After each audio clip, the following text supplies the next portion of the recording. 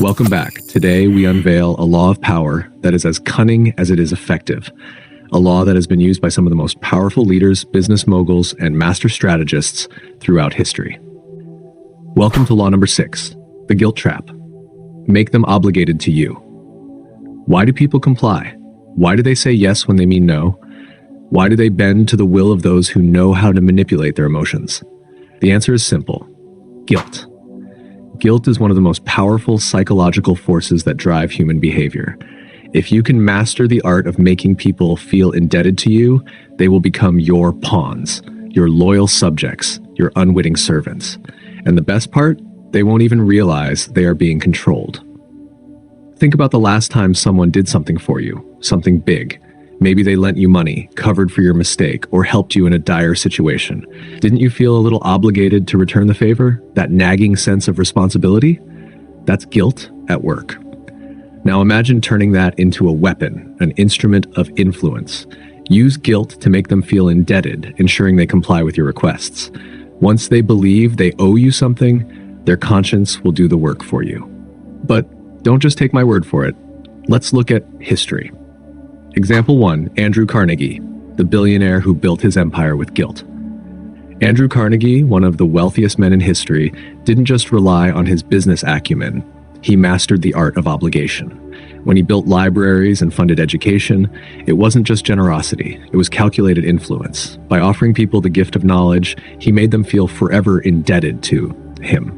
His name was associated with progress, generosity, and leadership, ensuring that his power and influence outlived him. He used guilt as leverage. People felt they owed him respect, admiration, and loyalty. Example 2, Lyndon B. Johnson, master of the political guilt trap. Lyndon B. Johnson, former U.S. president, was a political mastermind who understood the power of obligation. He was infamous for doing small favors for congressmen, reporters, and businessmen, things they didn't even ask for. But once he helped them, he owned them. When the time came for votes, policy support, or public endorsements, they found it impossible to refuse. Why? Because he had done something for them first, and they felt guilty about not reciprocating. This is why Johnson was one of the most effective dealmakers in American politics. He didn't just ask for power, he made people feel they owed it to him. Now, let's bring it back to you. How do you use this law in your own life? Let me break it down into 3 key insights. 1. Give before you take. The most effective way to make someone feel indebted is to offer them something before they even ask. A favor, a kind word, an unexpected gift. This creates a subconscious obligation. The moment they accept, they are hooked. Now, when you make a request, they feel the invisible weight of guilt pressing down on them, making it nearly impossible to say no. 2. Make it personal. The more personal your favor, the stronger the guilt.